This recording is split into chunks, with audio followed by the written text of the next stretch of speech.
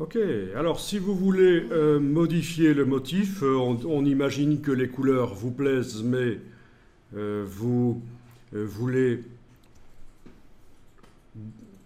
Non, on imagine que le motif vous plaît, mais vous voulez changer les couleurs.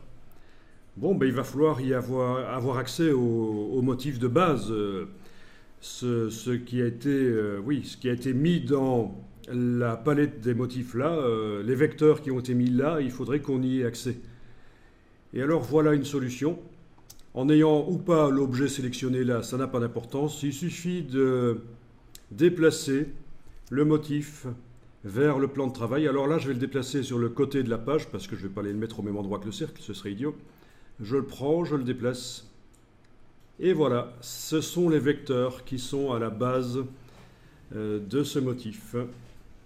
Je clique à côté pour les voir. Voilà. Donc en fait, ce motif, c'est une répétition de cette chose-là.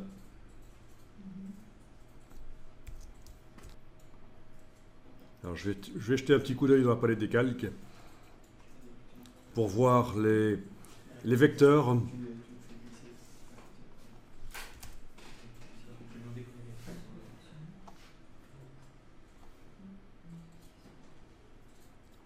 Voilà les différents vecteurs.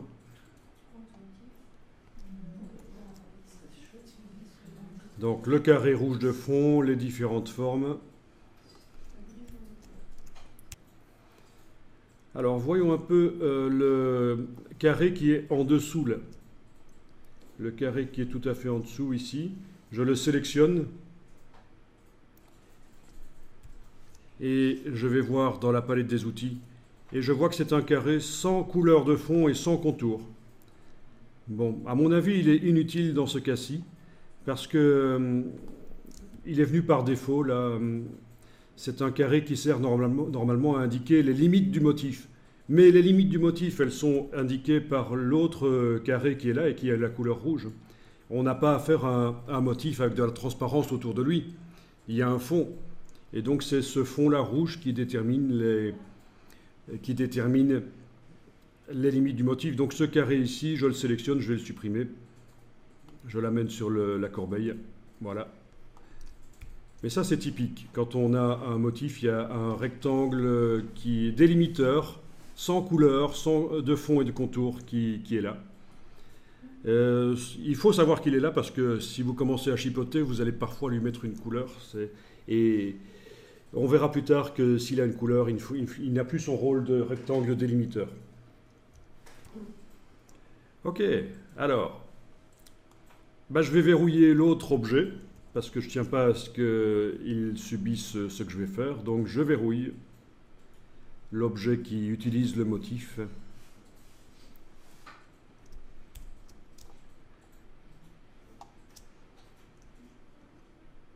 Et on va voir comment ça fonctionne. Alors ici, il est super facile ce motif.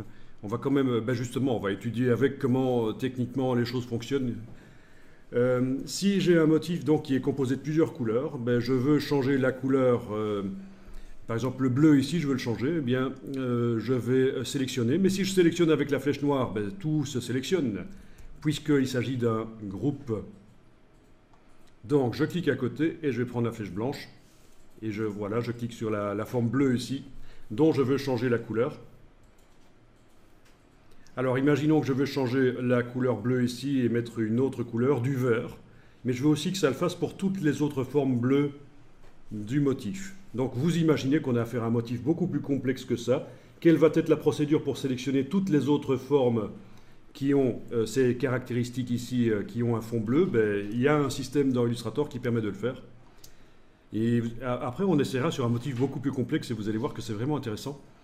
Donc menu sélection, identique, couleur de fond. Vous voyez que vous pouvez, dans un document Illustrator, sélectionner toutes les formes qui ont les mêmes attributs que celle qui est actuellement sélectionnée. Donc, soit la couleur de fond, soit la même opacité, soit le même contour et le même fond, soit le même mode de fusion, soit ils utilisent le même aspect, etc. La même épaisseur de contour, la même couleur de contour. Donc dans ce cas-ci, voilà, c'est sélection identique, couleur de fond. Et l'autre forme qui a la même couleur de fond se sélectionne. Bien sûr.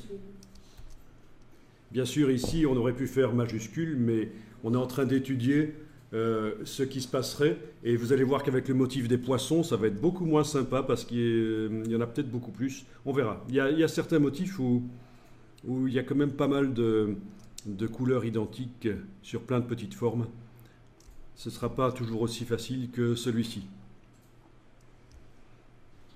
Et à partir de là, ben, je peux aller chercher un nuancier. Menu en bas à gauche du nuancier. Nuancier par défaut, ben, je vais prendre du RVB. Comme ça, j'ai des couleurs vives. C'est un choix. Donc, dans la bibliothèque de nuances, je vais chercher le nuancier par défaut RVB. Et je vais choisir de mettre une couleur ou l'autre de fond à ce motif. Voilà. Donc, ce n'est pas nécessairement du... voilà, j'avais dit du vert, ben, je vais mettre du vert. Voilà.